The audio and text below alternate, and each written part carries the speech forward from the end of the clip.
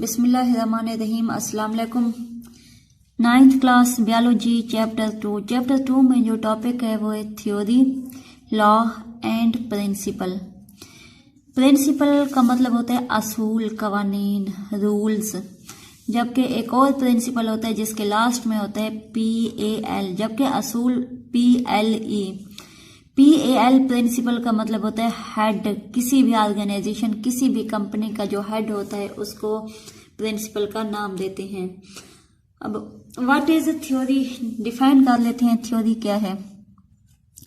जब बार बार हाइपोथेसिस किए जाते हैं, प्रीवियस लेक्चर में हमने देखा था हाइपोथेसिस, जब हाइपोथेसिस पर बार बार एक्सपेरिमेंट किए जाते हैं, किसी भी हाइपोथेसिस पे बार बार एक्सपेरिमेंट्स किए जाते हैं और वो एक्सपेरिमेंट्स गलत साबित ना हो,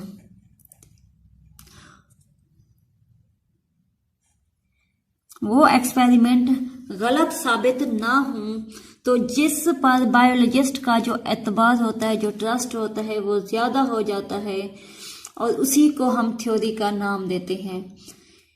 दोबारा देखें कि थ्योरी, लॉ एंड प्रिंसिपल, किसी भी हाइपोथेसिस पे जब बार बार एक्सपेरिमेंट किए जाते हैं और वो एक्सपेरिमेंट गलत साबित ना हो तो इसको थ्योरी का नाम देंगे।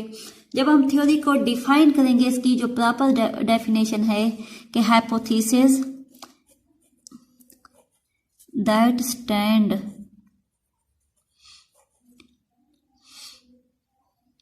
टेस्ट ऑफ टाइम, कि टेस्ट के टाइम भी वो कायम रहे। स्टैंड का मतलब है कायम रहना। वो hypothesis that stand test of time, test के टाइम भी वो वैसे ही कायम रहे। ऑफन टेस्टेड, बार बार टेस्ट किए जाए, tested and never rejected,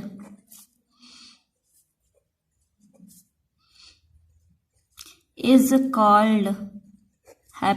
called theory।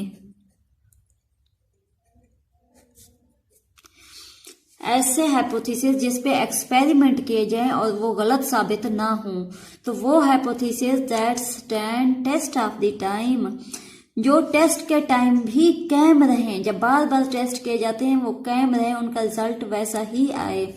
Often tested, अक्सर टेस्ट किए जाएं, एंड नेवर रिजेक्टेड, और वो गलत साबित ना हो, इसको थ्योरीज का नाम देते हैं। जो थ्योरी होती है उसको एविडेंसेस की सपोर्ट होती है, सपोर्ट होती है। अब थ्योरी के बाद आता है लॉ या प्रिंसिपल।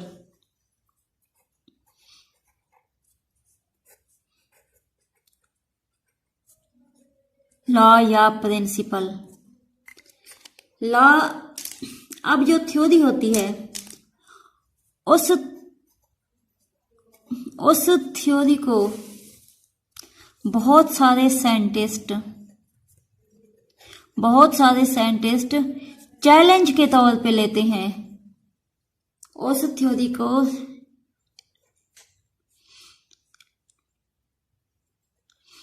चैलेंज के तौर पे लेते हैं और कोशिश करते हैं डिस्प्रूव करने की।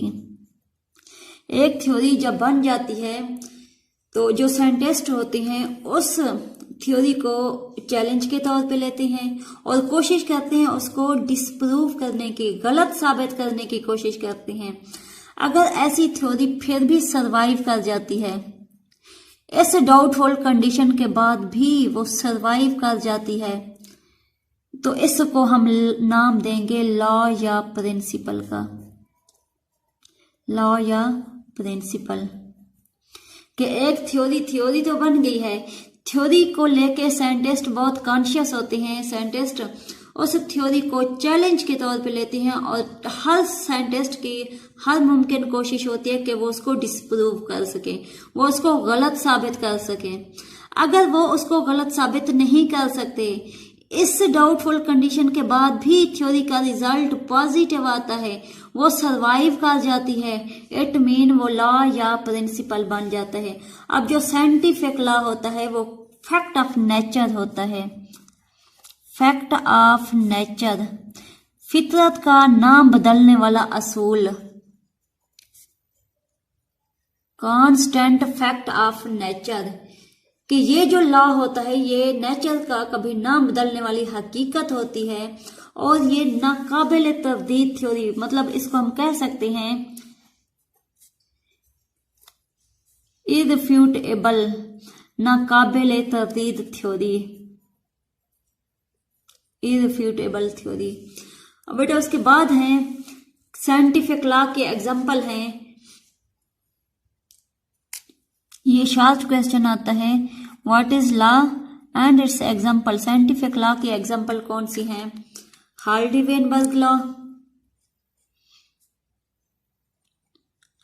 Hardy-Weinberg law and Mendel law. ये वो लॉ हैं जो तमाम हाइपोथेसिस को क्रॉस कर चुके हैं, जो तमाम थ्योरीज को क्रॉस कर चुके हैं, और ये लॉ, और इस लॉ को कोई भी गलत साबित नहीं कर सकता। इस लॉ के बाद जो साइंस है या जो भी साइंटिस्ट हैं आगे उनके पास कुछ भी नहीं है इसको आंसर करने के लिए कि लॉ के आगे भी कोई चीज है।